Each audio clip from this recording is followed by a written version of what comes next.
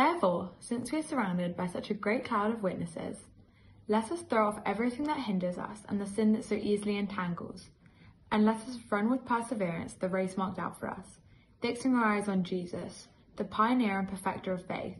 For the joy set before him, he endured the cross, scorning its shame, and sat down at the right hand of the throne of God.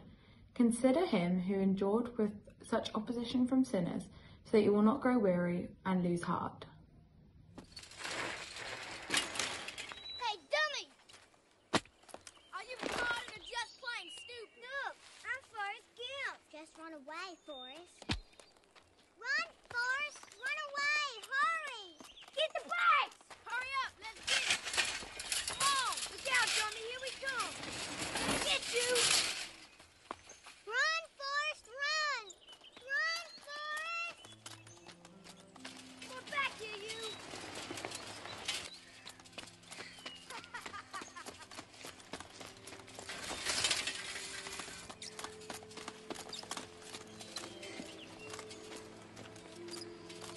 Run, Forrest!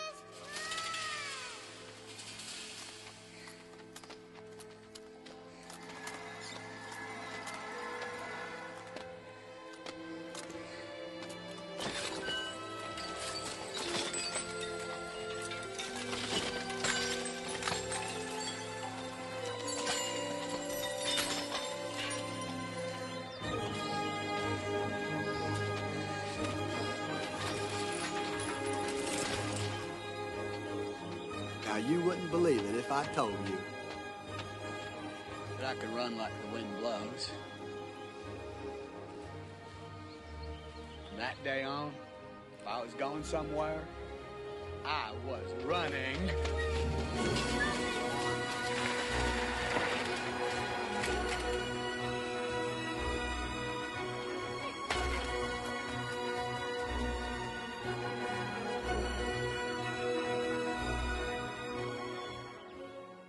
Say anything, but if you have got something to say, I can come round, and I've got a microphone on a stick here. So, does anyone want to share?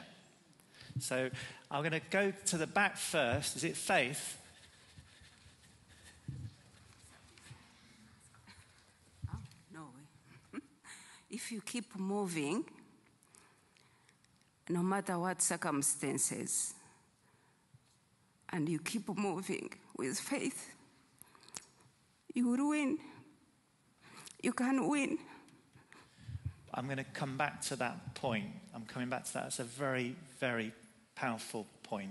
Anyone else want to share? When you have faith, a miracle will happen, and as it does with this boy. Yeah. Anyone else want to say anything? She was urging, encouraging him. So he wasn't on his own, was he? No. And in faith, we know that we're not on our own, and God helps us. He puts people around us that believe in us and urge us on, and we'll come back to that theme again during the service. Anyone else? There's no shortage of people who will see somebody with a disability and take advantage of them.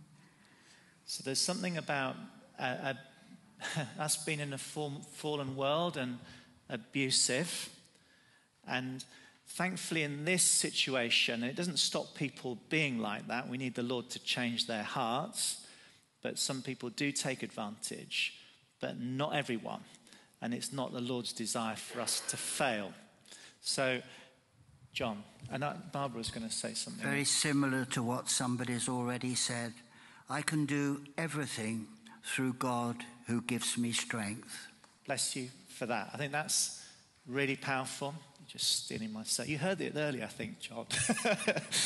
I'm probably going to spoil everything. I must be the only skeptic here. But it is very, very hard when you pray for a miracle and you pray and it doesn't seem to happen. Okay. So in a faith perspective, not everything's fixed in this life, but we come back to the theme. If we fix our eyes on Jesus, who died and rose and sits at the throne of God, who promises to be with us, there can be well, you know, he will accomplish it. So we just absolutely need to hold on to that. So bad stuff happens. Bad stuff happens to good people. Now, this is sort of with faith. I can't remember exactly what you said, but you were saying about having faith and running. And this is an important point that I hadn't actually spotted before watching the Forrest Gump theme, and how this affects us in relation to, let me just sin. It says, throw off everything that hinders and the sin that so easily entangles, and let us run with perseverance the race marked out for us. I've been brought up in churches. This is not a reflection. My dad was a vicar for a little while, but there's sort of a common Christian practice of looking at sin and looking at the shackles. And as I watched this film, it helped me to have a slightly different perspective. Maybe God does call us to notice and see sin from time to time, but it's the point that Faith was making. We can focus on the sin and try really hard to unshackle ourselves from certain things, or we can instead, and that can be quite guilt-inducing, and a lot of us do our Christianity like that. Oh, I'll never be free of these shackles. But as we go, as we're faithful, I think that some of the things that bind us, and that can be sin, loosen. Some of the things, if we wait for the shackles to come off faith-wise, sometimes we're paralyzed and we do nothing. It's sin, or it's fear, or it's this, or it's that, or I can't do and I won't do, or I had this failure in the past, and they bind us up. That Forrest Gump clip, he started running metaphorically. It might be crawling or walking for you. It might be running in your heart, but as you do so, the Lord will set you free. And even if there's really massive struggles, the Lord promises to be with us. And I'm going to come back to this thing. There's just one other thing, and I'm going to apply it to calling. So we heard about Pippa already and her passionate calling for there to be no senior within this nation that's forgotten. That's a really passionate calling. How is she working that out? Well, it's probably one step at a time with the Lord's help and fixing her eyes on Jesus. I've got a story from another staff member, which I think is very powerful, and the staff will have heard it, but I'm reading it with this person's permission, and I'll give you a clue. It's a lady and not a man. I was so nervous when I began this job, like terrified. I can honestly say that it was the Lord that pushed me towards applying and accepting the position. The Lord honestly orchestrated the whole thing. I knew I wanted to apply for the position. I kept on hearing a voice telling me, but I wasn't 100% sure in myself. I had zero expectations. It could have lasted maybe a day, maybe a week, maybe a month. I do know I love mummies, pregnant mummies, new mummies. I've always had a deep heart for women. The thing is that I've always been terrified of children, like dentist terrified. During the last 6 weeks, when I have arrived home after work, my husband had had a tea ready for me, and I burst into tears. I'm just not sure about my role or the point of what I have to offer to special groups. I honestly felt like I've been a terrible failure. But then last Thursday, at the last Trinity Tots of 2021, I felt it. Joy. It was as if I was watching myself from afar. Who actually is this person, and why is she getting so close to the children? How is she chatting and interacting so naturally with those little souls and not wanting to run in the opposite direction at the thought of actual contact with children? Why is she having such a good time? And never mind the fact she's actually wearing a festive jumper. The best part was the singing. I'd totally given up on singing years ago. Over 100 parents, grandparents, carers and children sitting on the floor, singing their hearts out and shaking their jingle bells. They were all loving being in church and probably don't even realize that they're all immersed in the Lord's presence. My prayer is they keep coming, keep growing, and one day invite the Lord into their hearts. But most of all, that these mummies and daddies know that they're valued and cherished. The children know that they're wanted and loved, and really that it's all going to be okay. Fix our eyes, fix our hearts, fix our minds, fix our souls on Jesus, the author and perfecter of our faith.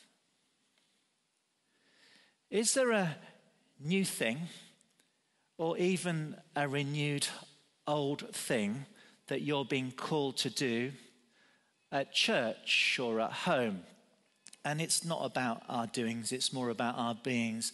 Maybe it's something about the place or the people with whom you spend your time and energies. Maybe it's like a New Year's can do with God's help attitude. It can be big things. It can be small things. But I think we're not too far off the mark if it's about fixing our attention on Jesus. We're going to listen to the reading again. This is an ancient Christian practice, repeating readings because we glaze over it, so we're going to hear it quite a lot. So fix our eyes on Jesus. And this, as you listen this time, and I'll share a little bit, there'll be another film, but it's about being in it together and helping each other to the end, where no one's been left behind. And this might seem quite strong, but this is very pertinent to our Christian calling. But no one is left for dead, because we're dead in our sins and transgressions, and we only come alive in Christ. So you're going to see another member of the church family, one we prepared earlier, reading this reading. Therefore, since we are surrounded by such a great cloud of witnesses, let us throw off everything that hinders and the sin that so easily entangles. And let us run with perseverance the race marked out for us, fixing our eyes on Jesus, the pioneer and perfecter of our faith. For the joy set before him, he endured the cross, scorning its shame, and sat down at the right hand of the throne of God. Consider him who endured such opposition from sinners, so that you will not grow weary and lose heart.